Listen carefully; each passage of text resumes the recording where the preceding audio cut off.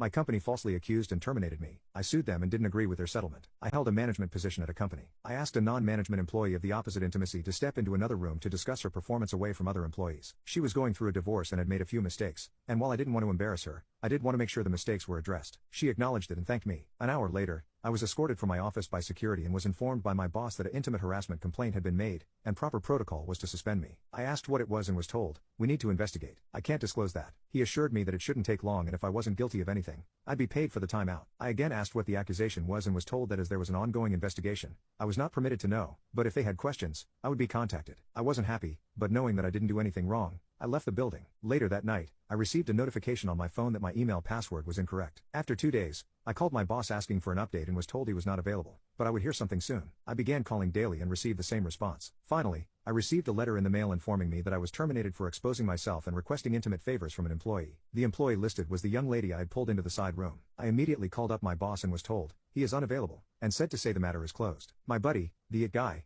messaged me on Facebook asking what happened as he'd been told to deactivate my accounts. When I told him the whole story, he replied, "You took her into the X room. Dude, there's a security camera in there. We keep Y in there, so we always have the camera on." Sure enough, he pulls the footage, and there I am, holding a pile of papers, pointing to them, and keeping my pants on the whole time. I left a message for my boss stating that the alleged incident occurred in a room with surveillance and that I would contact an attorney and subpoena the video record. 15 minutes later, I received a call asking me to please participate in a phone conference with him and HR. The conference went as expected. They didn't realize it had occurred in a room with surveillance. They have a zero-tolerance policy that they have to enforce. You can't be too careful in this day and age. They regret that this didn't come to light sooner. They've already replaced me, and as it wouldn't be fair to terminate my replacement because she's done nothing wrong, they don't have a job to offer me back. However, as a gesture of goodwill, they're going to pay me through my suspension, change my file so it reads that I voluntarily resigned, and provide me with a good reference. I replied that it wasn't acceptable. They made a false accusation against me, withheld vital information that I could have easily refuted, refused to take my calls, and completely failed in their own investigation by not checking video footage that would have immediately exonerated me. They asked what I thought would be fair. I told them they could immediately terminate the employee who made the accusation and either give me my job back or pay me 1 year's salary in addition to what was offered. My boss said that he could not discuss another employee with me and that neither of those options was feasible. The only options I have are what he already offered. I replied that the options I gave were the only way I was not going to sue the company along with the employee. My boss replied that I signed an agreement when I was first hired, saying I would take all disputes through arbitration and that I waived my right to sue the company. I do not remember signing the agreement,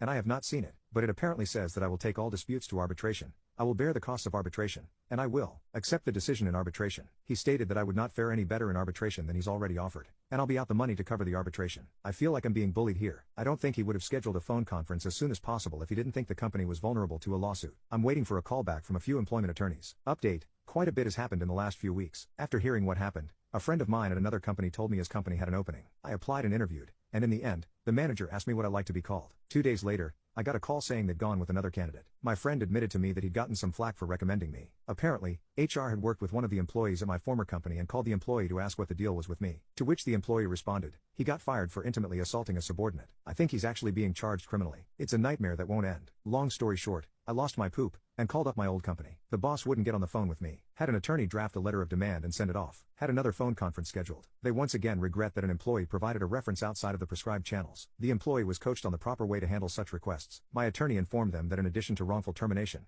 we would be adding defamation to our complaint against them. They insist that they have not broken any laws and they cannot control the actions of an individual employee who went against company policy. So we're at an impasse there. Either I move ahead against them, or I walk away. At this point, I'm ready to drag this through court. I tried to take the high road and go elsewhere, but they're regretting a lot that they've done to me without any action to correct it. Oh, I almost forgot. They sent me a packet of papers, standard non-disclosure notifications, COBRA, and a blank copy of the arbitration agreement for me to sign. Why a blank one? Well, it seems somebody effed up. They weren't making people sign when I was hired, and HR never bothered to have me sign the agreement when I worked there. Of course, I have not signed anything they sent me, including that agreement. I considered allowing arbitration if they pay the costs, and I have approval over who is selected, but my attorney has advised against that. Update: everything has been resolved, so let's start from the beginning. I pulled one of my direct reports, Deborah, into another room to discuss a few mistakes she made but did not discipline her further. After this, she went to Joyce, one of the managers above me but not in my direct line of report, equal to my boss in terms of reporting structure. When Joyce heard that I had taken Deborah into another room without any witnesses, she said to her that it was unprofessional. Apparently, her exact words were, "You could accuse him of being inappropriate with you,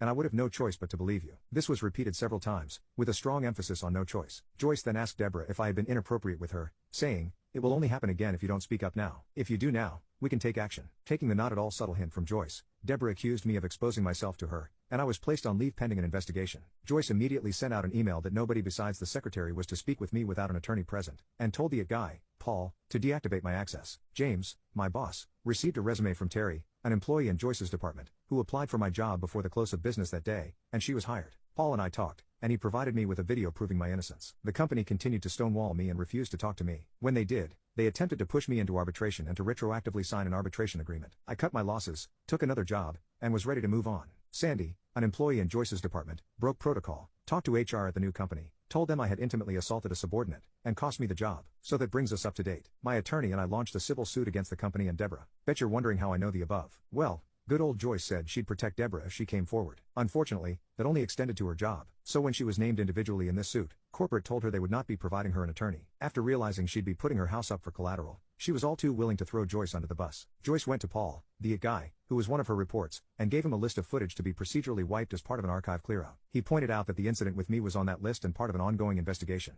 Joyce told him that it was no longer needed and to go ahead and wipe it. He refused, citing the fact that it would still be requested if the suit moved forward. She told him to pack his things as he was being terminated for insubordination. He called the company attorney and informed her what had happened. Several things happened at once. Deborah's attorney contacted me stating that, conditional on me dropping the suit, she would admit that she lied and explain what went on behind the scenes. Dana, the company attorney, got the call from my attorney with Deborah's details shortly after she finished talking with Paul about his termination for refusing to destroy evidence. Deborah and Joyce were terminated for cause that day. Paul was told that his job was safe. My attorney received a call, and it was made clear that the company didn't want this to go any further and wanted to talk settlement. I won't go into all of the details, but what I can say is I was offered my job back with a very fair increase. I received back pay from the date of suspension, and a public apology was offered from the very top. Terry is now working in Joyce's old position. She's incredibly cool about things and felt horrified when she found out what happened. James and I are good now, and he has personally apologized for not sticking up for me.